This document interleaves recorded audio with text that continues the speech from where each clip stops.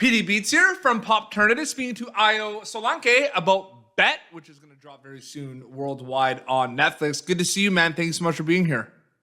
Well, thank you for having me, man. It's a pleasure. Fresh off a Pop Turnitin magazine digital feature for Clown in the Cornfields, which is available now at popturnitin.com. I remember when this project was announced. And it was going to be a, live action adaptation of a very, very popular, manga. And when you have something like that has so many elements at play, right? The school component, the gambling, the betting component, the slice of life, coming of age. What's that like, seeing all those elements in the script and then seeing it come to life on screen? That script to screen journey, given what I just said about a lot of the elements in the show for you. Yeah, I mean, reading the script is very two-dimensional, right? So you don't really get to see the gravity of everything. And it's they talk about the different games, the guillotine and the skirmish and all these different games that they talk about in the scripts. You don't really it's fun, they describe it, but then seeing it on the day, seeing everything built, you're like, oh wow, this is really like high school gambling. This is what it's like, that was really fun seeing it, come to life. Is it stressful, exciting, a little bit of both, playing a character that some people have familiar with before because of the mangas? Like, it's not the mangas, it's the live action Netflix, but it's like that character that you were playing has existed before in previous source material. No, definitely. It's our show's it's a new thing, right? So it's like, yeah, it's based on, inspired by the manga, but it's definitely standalone. But at that, we still pay homage to the manga, to the original source material, and me and my character too. So the character of Ryota, which my character was based on, inspired by, of course, you'd feel some, a little bit of pressure or whatever going in. But that's where you just you do your little due diligence. You look into the original source material. What made your character click, and because it's its own thing, because it's not it's not on paper, it's not the manga. It's a live action. You can kind of bring your own take, your own elements to that character as well. Absolutely. To kind of add to that a little bit too, you have worked on things in the past that have had an ensemble cast that have like a lot of people Right. on the call sheet, and then maybe you're doing kind of a couple of scenes with a couple of people, so you don't really cross paths with a lot of people. With this one, your character, does have a lot of scenes with a lot of different characters at the school, so you're really in an ensemble cast. I'm wondering what that mindset is compared to just show up for a couple of episodes and maybe like talk to a couple of people, like have a couple of dialogue with a couple of people, versus this with Bet, where you really are kind of with everyone throughout the season. Yeah, I mean, if anything, it really helps build your world as a character. You get to see your relationship with everyone, and having people to play off of. Having we had an amazing cast across the board. Being able to play with them, and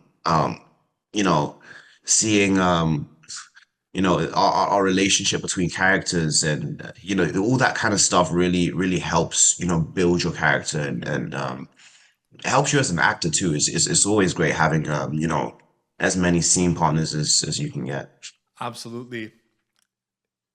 For some people know this, but now more people are going to know this, but you're an actor, but you are also a filmmaker. You enjoy kind of going behind the camera as well. You have done a short film called The Island, which might or might not at some point be available on Pop Turner TV. But that's the rumor going around. Who knows? Great. Um, but I find it interesting, right? Because there is this separation, but it's all storytelling at the end of the day. So you show up on something like Cardinal Cornfield as an actor, you show up on Bet on Netflix as an actor, but you have these kind of ambitions and questions of being a filmmaker and you really want to learn and everything. How do you Right. balance that when you show up as an actor, given that you are going to have a lot of these kind of like behind the camera BTS kind of questions from a filmmaker perspective? Is it fun? Is it kind of hard to balance the two? What's that like for you specifically? Oh no, if anything on set it helps me, you know. I remember always, going to Simon and being like, can I shadow you on days I'm just not working, and just seeing how everything works, how it, um the process behind everything building up to coming on set. It's a long process of like, storyboarding and planning. I went to like the some of the scouting days and yeah, seeing all of that just really helps, as someone that's trying to be behind the camera as well. It's always great seeing the process and it, it honestly helps as an actor too, because you understand more what goes into it, and how you should be prepared and yeah, across the board it's great knowledge. Absolutely. You also play Tucker in Clown and Cornfield, which is now in theaters. Doing really well in the box office. Incredible stuff. South by Southwest world premiere.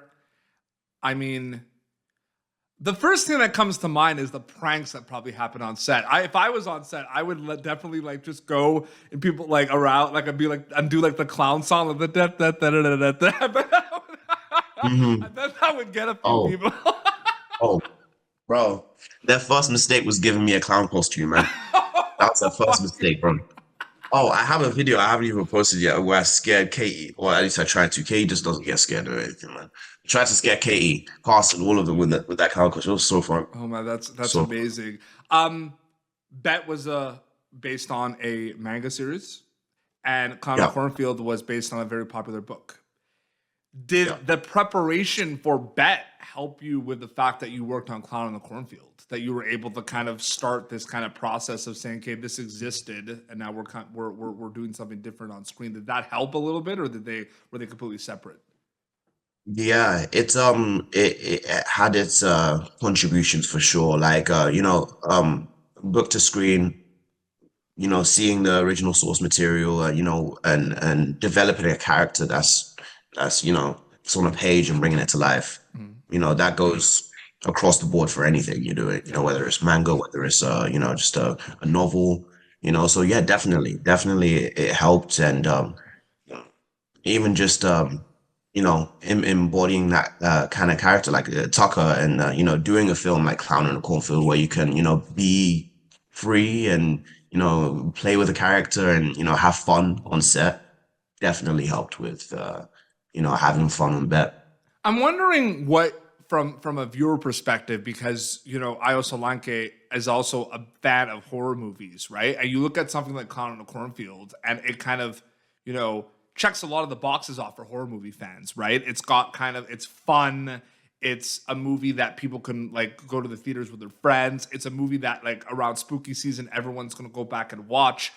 When you Mm. when you wrapped the film, was there like an element that really stood out to you that you were like, people are really going to enjoy this? Was it the comedy kind of component of it? Was it the fact that it was just this like clown film in a small town? Like, I'm wondering if one of those elements was something that you were like, this is going to make it successful. Because proof is in the pudding, right? Amazing kind of opening box office weekend, right? So I'm just saying, like, there was obviously elements that people really enjoyed about it. People really heard about South by Southwest and they went to see it in theaters. For you specifically, any elements stand out specifically?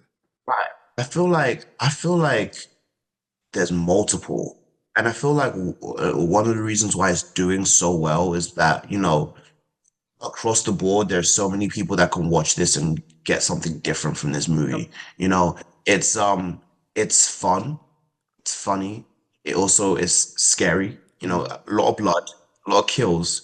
But then in that middle mark, closer to the end, you see that this actually it's a meaning, and they're trying to say something about the generational differences. And so older people looking at this movie, they could be like, oh, this makes sense. This resonates. It's not just some goofy little campy movie that just everyone running around in Cornfield. Like, no, this is, important stuff too. So everyone's taking their little piece of, a piece of the pie out, and it's they put it all into Clara and Cornfield, and the rest is history. And at some point, it's going to be available on Shudder. Like you're going to be on Shudder, man. I'm so excited about that. Hey, that's crazy, man. We talk about Shudder all the time. You're going to be on Shudder. It's awesome. Oh, that's sick. So cool. Man. Getting back to Bet, interesting to think about because we're both filmmakers. And I feel like I now watch things a lot differently now that I'm making films as well. Like I wonder about the films that I watched like 10 years ago, if I'd have a different kind of, opinion on them now that I'm making films, right? Because you actually see it firsthand, like what goes into making these projects, which is insane. It's like magic, right?